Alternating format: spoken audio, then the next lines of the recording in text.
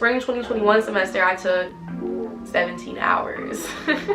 This is so crazy. I don't remember living this life.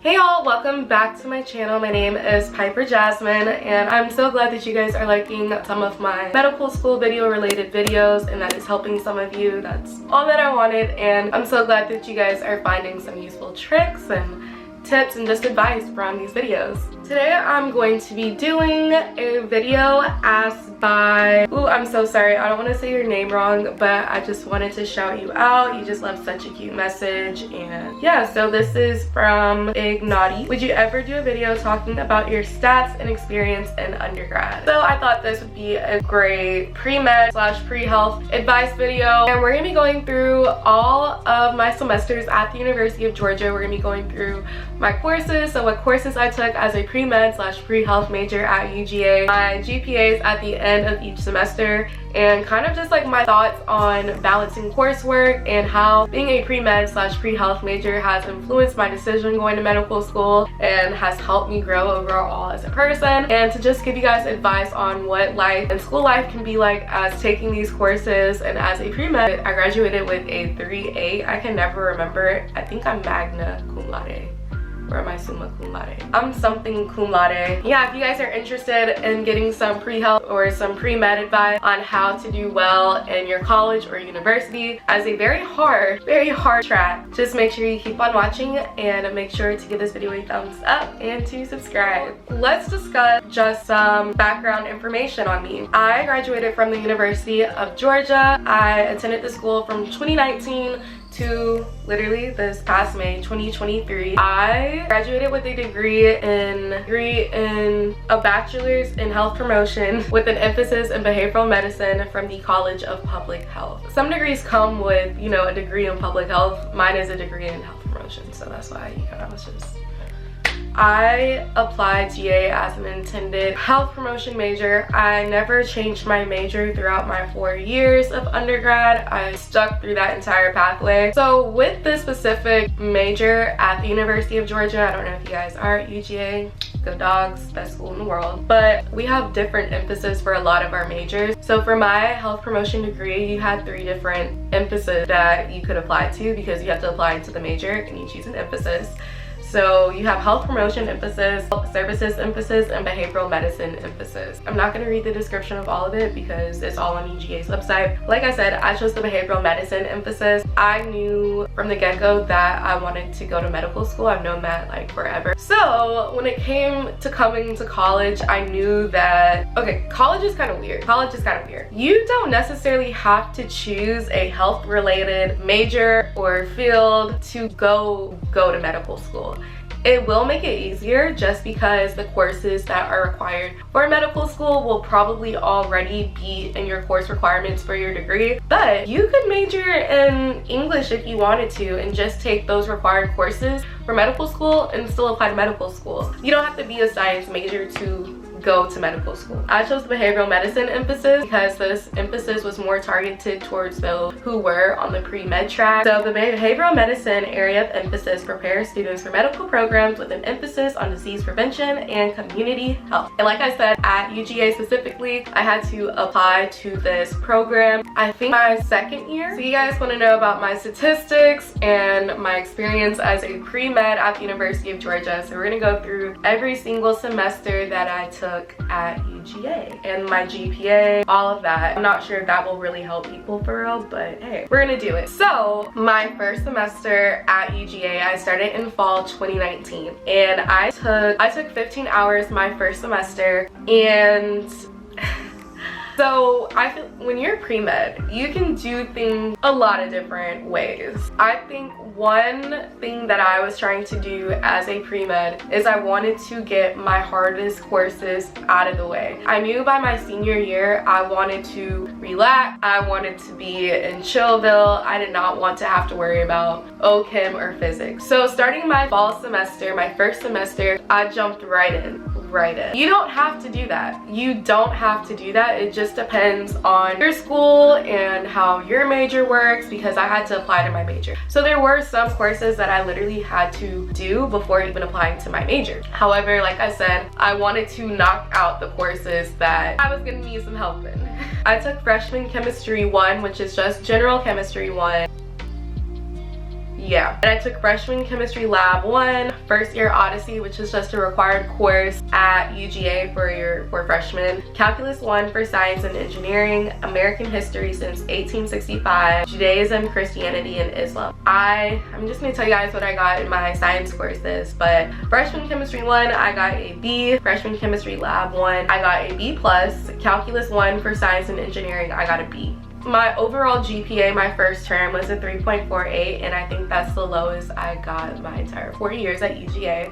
My first semester was really hard for me. It was a very tough adjustment from being a 4.0 student in high school to really struggling in my coursework. However, being on the pre-med track and being a pre-med major, I think one of the most important things that you have to realize is that some of these classes, they are weed out classes. They're trying to weed out the people who don't understand what they're doing, don't know what they're doing, don't really want to put in, the time and the effort to really understand these very hard concepts, because they are really hard. And it's supposed to weed out people to help them realize this just isn't for me. Maybe I don't want to go into medicine. Maybe I don't want to do this. And that is completely fine, because you should not spend your entire 4 years at college stressed out and super sad and conflicted on what you're supposed to be doing in your path, because college goes by really fast, and what you're doing with your degree is really going to impact you for a while. Like, if you go to college and get a degree, if you want to get a degree that you can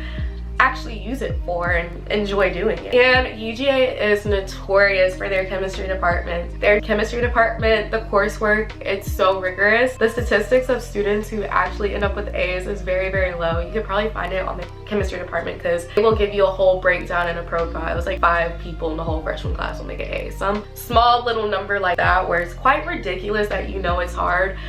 However, I will say, if you are going to UGA or considering it, I did feel the most prepared when I was going over chemistry concepts and answering chemistry questions on my MCAT. So I would recommend that you guys have that sort of mindset when you're going into these tough courses, or when you're really second guessing yourself and underestimating yourself on whether or not you can do it, because you can. I will say I was very disappointed in myself that semester, because as I said, I have never ever had a GPA that low before, ever. And it's not a bad GPA. I want to make that very clear now. I'm not trying to offend anyone who has below a certain GPA. It wasn't a bad GPA.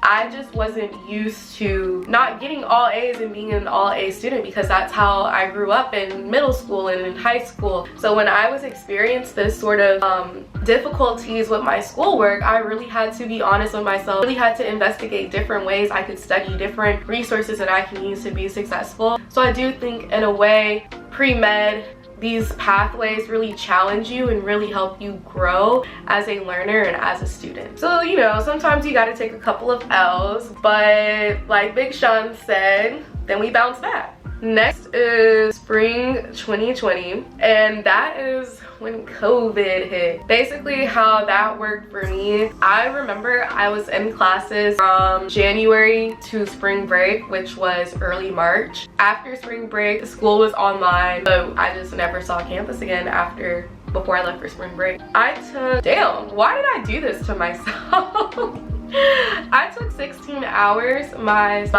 spring semester of my freshman year. Keep in mind, I did not know that COVID was gonna happen, so I have no idea why I took so many hours. But I took health and wellness, which was a course requirement for my major. I took freshman general chemistry 2, freshman chemistry lab 2, intermediate biostatistics for public health. I was able to skip the first statistics because I had AP credit. And I think depending on the medical school you want to apply and go to, I would double check check with stuff similar like to scenarios like that. I'm not really sure if you can replace required statistics or math course with AP credit. However, because of my major, like I said, it kind of ultra prepared me because I had to take calculus, I had to take regular statistics, and then I had to take a biostatistics course. So I was able to leave with 3 different quantitative reasoning courses, and I was able to learn skills in like RStudio, different biostatistic measurements that could be used for public health and medicine related things. Once again, that would be a great topic of discussion during interviews and stuff like that. I got an A in intermediate biostatistics for public health. I took English composition 2. I was able to exempt the first English course due to AP credit, and then I also took study of language and I got an A in it. The way that my major worked, and is one of the reasons why I applied to my major, is because I did not want to have to take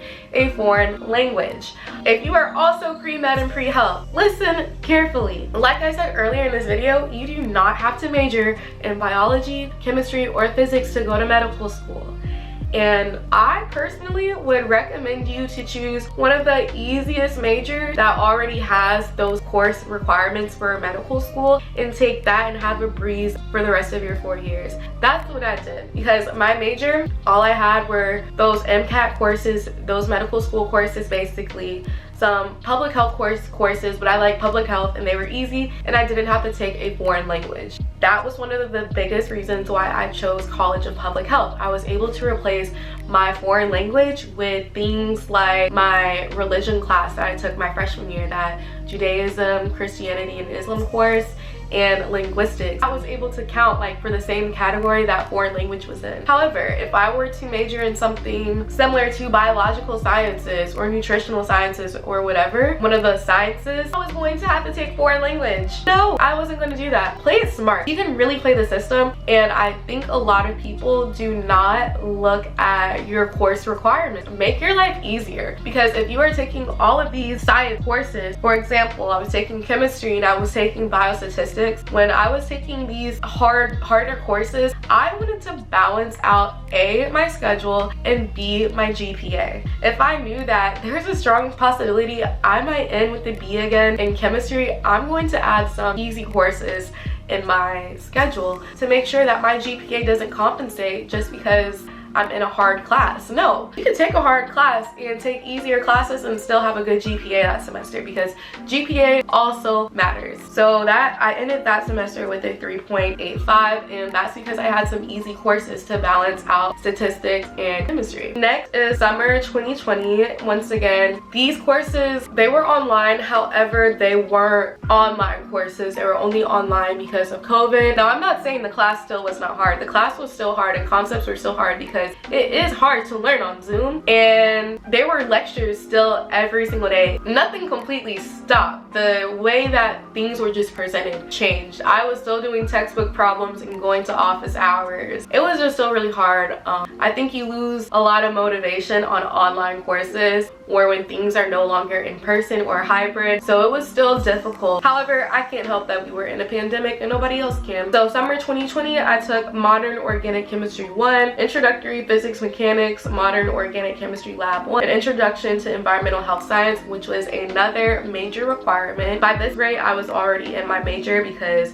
you have to take the more advanced science coursework after you get in your major. I got a B in Modern Organic Chemistry 1, and an A in Introductory Physics Mechanics, an A in Modern Organic Chemistry Lab 1, and an A in the Introductory to Environmental Health Science. The way that my labs worked when they were online, if you guys are curious, the A's and the professors would actually go in the lab and record themselves doing it, so we would still have to watch full recording. It wasn't at your own time. We still had class from a designated time period, so during those time periods, we were watching like 2-hour videos of them performing the lab, and they would just send us the data, and you would perform the, I don't know, the calculations and the lab write-up. So like I said, just because it was online doesn't mean it was easier and that we didn't do work for all, because it was still rigorous. And I did in that semester with a 3.7, and I felt like because I had the entire summer semester. This was 11 credit hours. So, and I was home because the world was shut down. I had plenty of time to just sit and focus. Next is fall 2020. I took insects in the environment, got an A in. Modern organic chemistry lab 2, got an A in. Intro to physics and electricity, got an A in.